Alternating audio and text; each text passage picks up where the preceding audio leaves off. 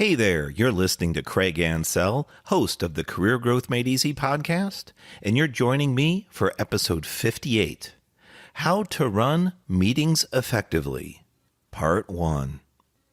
Whether you're working on in-person meetings or online, I've got some great tips and tricks that will really help you shine. And if you stick around till the end, there's a bonus freebie. I promise it'll be worth your while.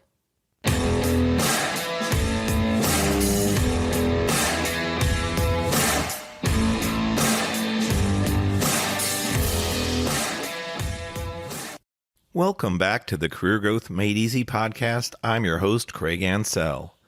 How to run meetings effectively? This question puzzled me for years. I had my ups and my downs. But now, with dozens of years of experience under my belt, knowing what works and what doesn't so well, I'm here to share with you so that you can get a kickstart, a jumpstart on your meeting effectiveness and your meeting minutes. The notes you send out afterwards. Because without effective notes, you can't track your progress. Whether you're having in-person meetings or they're online, it doesn't matter. I suggest that the structure is the same. You need to start out with an agenda. And if you're not familiar, that's basically the schedule of content that you're going to discuss. I've worked for a number of companies and also coached a number of clients in different level positions, from individual contributors, those at the working level, all the way up to management, directors, and even people in vice president and presidential roles at companies. One such person told me, said, "Craig, I won't attend a meeting if I'm invited and I don't see an agenda." I thought that was kind of a bold statement, so I inquired. And they shared with me, it means you don't have a plan and there's not going to be any value. We're just going to get together for the sake of talking and ramble on. I see the person's point, and I don't know if the meeting that he was invited to would have been what he suggested or not, but it certainly brings up the point, how many of us actually have agendas when we start meetings? And better yet, I mentioned the word a scheduled agenda. That means it's time-based. No, it certainly doesn't have to be perfect, but you should at least have a rough timetable for what you expect to talk about and when or for how long you expect to talk about it. You'll be able to use that agenda to start to see if you're going to be able to make your timetable or not. Now, a word of caution on that. If you notice that you've completely blown your schedule and that you've been focused on one particular topic on your agenda for quite some time, that's okay. If the discussion's being productive, stay with it. Just maybe remind the participants to be a little bit more brief. However, if you catch that the meeting is running on, rambling on, and you're not finding really good content or good contribution, gently and politely interrupt and excuse the conversation and say, let's table that for another time, or I'll put that down as what's called a parking lot item, something that we can revisit at a future meeting. It may feel uncomfortable to interrupt, but again, if you're running the meeting, you're the host and you're in control. It doesn't mean that you have to be harsh, rude, or aggressive about it. There's a lot said for technique. In fact, in prior episodes, I talked about not only what you do, but how you do it. The how has a significant role in how people will interact with you in the future, how they see you, and how they position themselves to work with you or potentially ignore you or even against you if they become defensive due to your how methods needing adjustment. So keep that in mind. In fact, I'll go back and look at some of my prior podcasts, and I'll leave some hints in the show notes to some previous podcasts that will really help you with your what, how, and boosting your customer service. There's a lot more to it than just working with the end customer. Trust me, we all have internal and external customers, as well as upstream and downstream. I'll find the episode numbers for those and share those towards the end of the show. So back to our podcast title, How to Run Meetings Effectively. Number one, you need an agenda. And yes, it's a timed agenda, so an approximate schedule or timetable. You can put it by times of the hour, such as 9 o'clock, 9:05, 9:15, Or you could allot a certain amount of time as long as you're keeping track, such as 5 minutes, 30 minutes, 1.5 hours, etc. From there, you need to recognize that you're the host. You're the one that's invited everyone and brought them together. As I just briefly mentioned, you're in charge. So you own the agenda and you own the time schedule. Try to keep the topics on point. And again, if they deviate, gently try to return them to the focused conversation. One of the great ways you can do this is by asking questions, by gently interrupting and trying to refocus or redirect the team to the proper discussion, the reason why you're there. Something that's very critical besides the agenda is your subject line. Try not to make it attacking, threatening, or written in a complaining manner. The problem we have with our color copier. The issue with our manufacturing support team. The problems we're facing with customer service feedback. The negative reviews we've received from customers. You can easily take any one of those and just preface the subject without putting any emotional tone into it. Remove the words problem, challenge, issue, and just state what the topic is about without accidentally biasing your meeting. So it would be our color copier, customer service discussion, or customer service metrics discussion, status of manufacturing floor, things of that nature. Just kind of make it more noun-based rather than adjective-based. If you can remember those few key points, you'll start to be on the track for success before your meeting has even begun. When it comes to taking the notes for your meeting, if you're not familiar, those are called meeting minutes. You're just briefly jotting down key points of the discussion. I've got some great templates for you that are free downloads at my website, craigansell.com. We'll release them next week when part 2 comes out, so be on the lookout.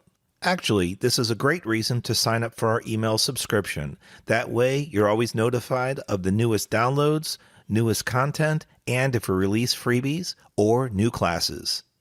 There's 2 different versions. One is a little bit more structured than the other, but they both have very similar content and flow. It's taken me years to perfect what I use today in all my meetings, and I think it would be a great help to you if you're starting out in some type of office or service environment, and you could use the benefit of sending out meeting minutes or notes after each meeting, or if you have recurring meetings on a project, a task, or a specific activity that's going on, and you want to track progress, using meeting minutes works really well. You can take it from a pro. I've got over 20 years experience in project management and engineering, and it works well in office environments professionally, as well as if you're meeting with contractors or other businesses providing support to you. You can track your discussions, which helps hold them accountable and gives you strong historical data if you have to recall the facts down the road for some services they performed for you. I mentioned in the intro some cool tips and tricks. I'll give you a cool pro tip. For any meetings that start after noon, start the meetings 5 minutes after the hour, such as 1:05, 2:05, etc. Oh, and I'm laughing, but perfect, right? It was almost as if I had planned that. Don't forget to silence, mute, or put your phone on vibrate and keep it off your table so it doesn't cause a distraction. There's sometimes going to be such great, powerful conversations, and you just don't want to derail something and distract people by having your phone ring. Now, honestly, where was I? You would think that was planned, but I promise you it wasn't. I make mistakes too, obviously. Now, we've talked about having an agenda with a timed schedule. We've talked about the subject line and how critical that is so you don't accidentally bias your participants before the meeting's even started. And as a bonus tip, if your meetings run into the afternoon, rather start in the afternoon, start them 5 minutes after the hour. I can't tell you what great appreciation I've received because the bio break has been so popular. So now, The meeting has a title, it has a timed agenda, and it's sent out. A pro tip for you would be to send out an email reminder anywhere from 30 minutes to 2 hours before the meeting. It's just a gentle, very brief reminder to all the invitees to tell them that the meeting's coming, and it kind of gets your meeting in their mind ahead of time. So your meeting invite has gone out with your awesomely organized, timed agenda. What's next? I suggest you arrive at your meeting up to 5 minutes early. As the host, you should be there before most people and be prepared to start on time. Now, I recommend you start exactly when you're scheduled unless you know for certain that there's some type of company event or technical issue preventing others from joining.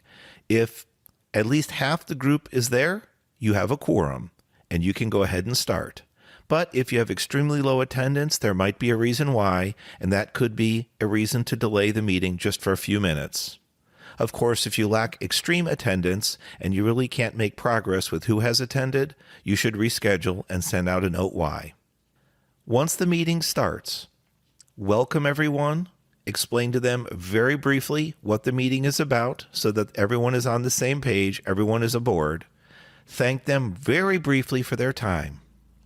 Then, depending on the length of your meeting and also if the participants happen to work with and know each other or not, a brief icebreaker or introduction per participant may be in order.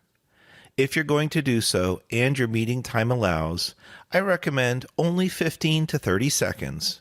You might want to print it out ahead of time so people are prepared, or just put it up on an overhead or projector.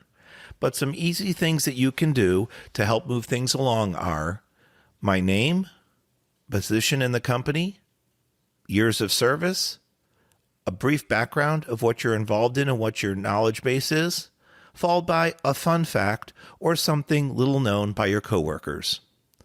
Those few things help break the ice and give people knowledge of others that they normally wouldn't have just working with them on a side-by-side basis. I knew today's content was going to be a longer episode. That's why I broke it out into 2 parts. So as we close for the first part of How to Run Meetings Effectively, I had prior mentioned a couple episodes. While you're waiting for the final part of How to Run Meetings Effectively next week, why don't you go ahead and jump back and look at episode 21, Level Up Your Customer Service, episode 31, How to Get a Better Performance Review, and finally, episode 54, Adding Value to Your Job. Now, you might pause and say, Craig, what do those things have in common? They're a little bit different topics. Each episode has a common trait, and it focuses around communication. Check them out. You'll be glad you did. I look forward to seeing you, I look forward to talking with you next week and completing our How to Run Meetings Effectively podcast episode. Don't forget to subscribe to our podcast. Go and check out our brand new website, craigancel.com. That's craigancel.com. We have some great content. You can listen to the podcasts as well as find out more about your host. And we have some killer free content that's fresh and ready for you to download. Check it out today. Have a great week. God bless. This has been Craig Ansell for the Career Growth Made Easy podcast.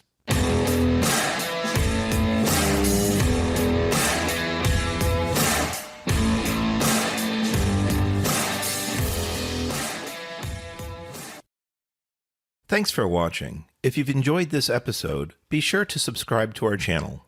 New episodes every Monday. In the meantime, why don't you follow us on social media at Craig Ansell on Facebook, LinkedIn, and Instagram.